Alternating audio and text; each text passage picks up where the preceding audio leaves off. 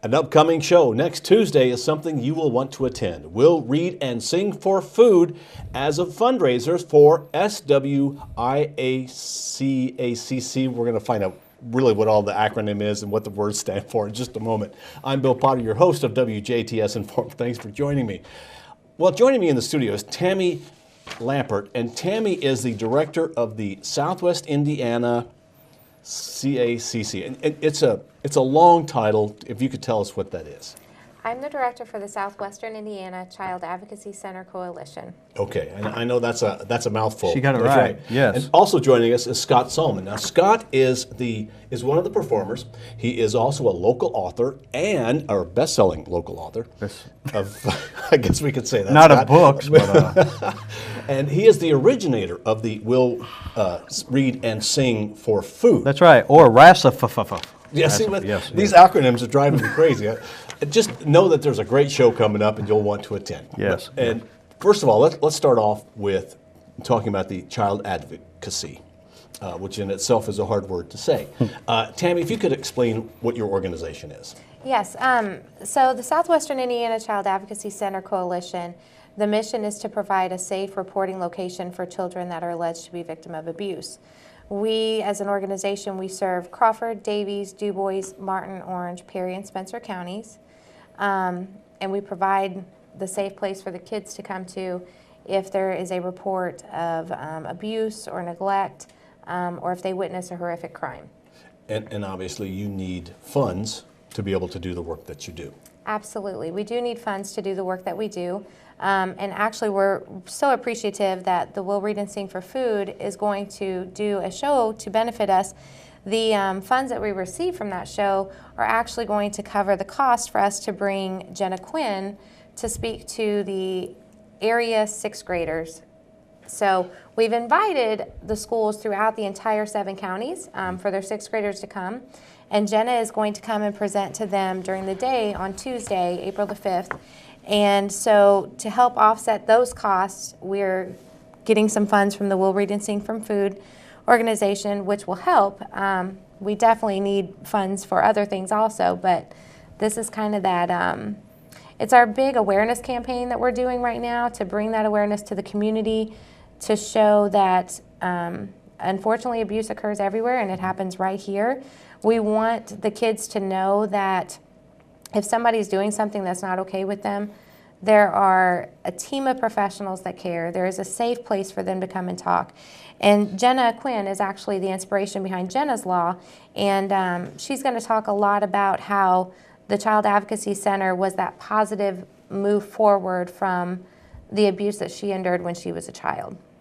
When you talk about a child or kids, what age do you serve? We serve, it's funny you asked that, Bill, because we serve, I mean, I've talked to kids as young as probably 2 years old, all the way up to, 17, 18-year-olds. We also have done interviews with special needs adults that function at a childlike level to make them feel safe and comfortable to be able to talk about any abuse they may have endured.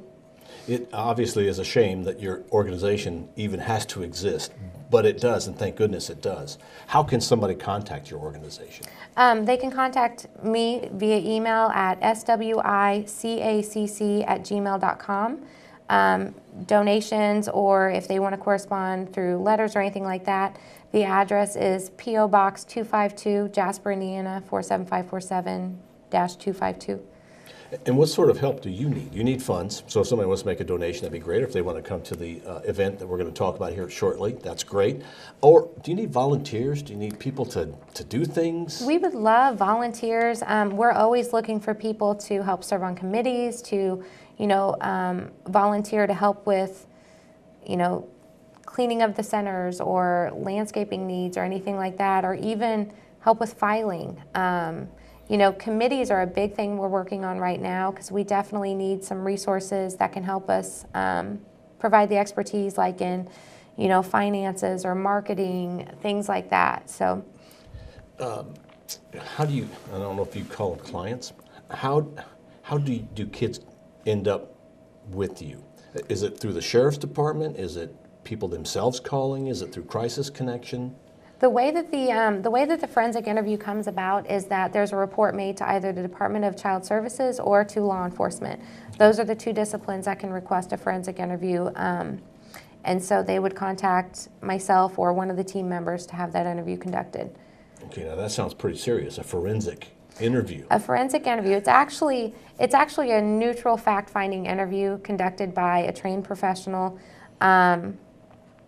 And you follow the lead of the child, and you get the child to tell you what happened. And the thing people need to understand, yes, it happens right here in our county and right here in your neighborhood. Absolutely. You had a staggering number, I believe, since you've been doing this. We've provided interviews to over 1,000 kids since the organization formed in 2009. Last year, we did 280 interviews.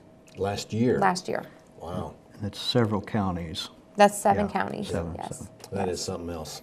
Well, on a happy note, we're going to have a show that is going to help to raise funds. And Scott, if you could tell us about, I guess let's start off with the We'll Read and Sing for Food. It's just a mix something of you created. Back in 2011, October 2011, and it's just a mix of live music and humor essays for the most part, because Jenna will be a guest speaker and we will fit her in the normal routine of our show, but hers will be more serious in nature, obviously. So it'll be a fun thing to balance, keeping that entertaining portion versus very important message. I mean, I'm excited about this one because this is probably the most human of the, and I don't mean that to undercut anybody else, but the topic, when you consider it, it's probably one of the most human, causes that we can obviously support, and we've done 23 different charities and causes since 2011. We're $300 short of $60,000 raised because of the audiences. It's not us, but the people who keep coming back, and that's what makes us work. That makes the thing work. We've had you on before and kind of explain what the show is, but it's really just a nice evening of entertainment and a variety of entertainment. People pay it's $10 at the door, is that what it is? Yeah. Okay. Or if they want to pay more, they're obviously welcome. Definitely. Because that helps you out. And it's going to be held at Clubhouse 61. Right. Let's do the who, what, when, where, why. Okay. So it's Tuesday, what's that date, 5th? April 5th. April 5th, April 5th, 7 o'clock, doors open 6:15. There will be appetizers and a cash bar, and you can even order pizza from what I understand down below at the brew pub down there. So you might want to get a little earlier if you want to get the pizza, but there will be appetizers upstairs with us that they provide at a cost. And we have some great musicians. We've got Jason Wilbur, who just is just off of a two-day sellout at the Ryman Auditorium in Nashville. So he's going to be playing here at the Clubhouse 61. He's with John Prine. Mm-hmm. Some people know who he is and some don't, but he's a legendary folk singer, one of the best songwriters ever. And Jason has played with John Prine for 20 years now. I was just talking to him the other day. He's toured, think of every great stage in this country, from Carnegie Hall to, Red Rocks to, all over. And of course the great Ryman Theater, where, like I said, they were just there 2 weeks ago. And so I think Jason's well practiced for our show now. So he's been working his way up to this Clubhouse 61 gig, and I think he'll do all right. And we're hoping for. I hope he's there. I hope he's on his game, because this is the one to shine. And but with Jenna being there, that's a great addition. She's touring all over the nation, promoting her cause, and incredible person. We have a musician named Daniel Market who. He's from Alabama, down in Muscle Shoals area. He played with us once, and people just loved him right off the bat. Andrea Worth, who I think you've met, Bill, at the Folk Fest, she's going to be playing as well. And then we got our own Debbie Sheeter and Kyle Leakin, who are a core part of our musicianship part of our show, and they'll also be on there.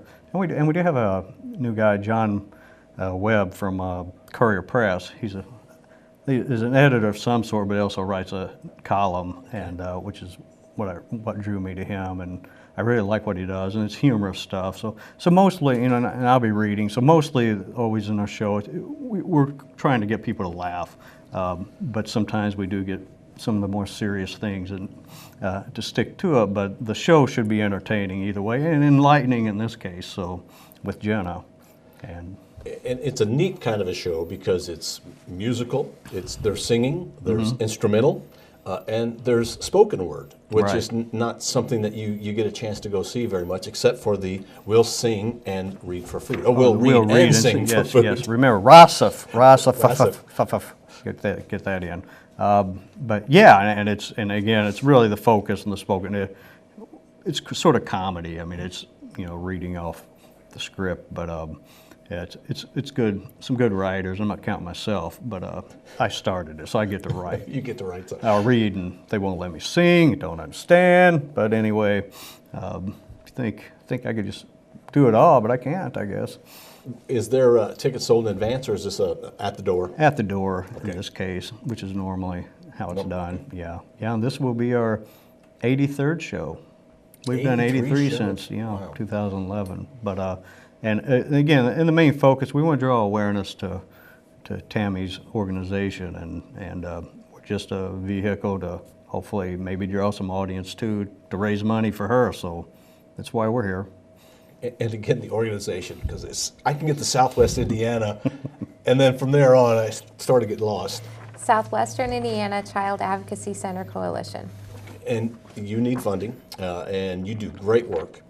It's unfortunate that organizations like yours have to exist, but they do because there is abuse. And yes, there is child abuse right here next door. Sometimes you don't even know in your neighborhood.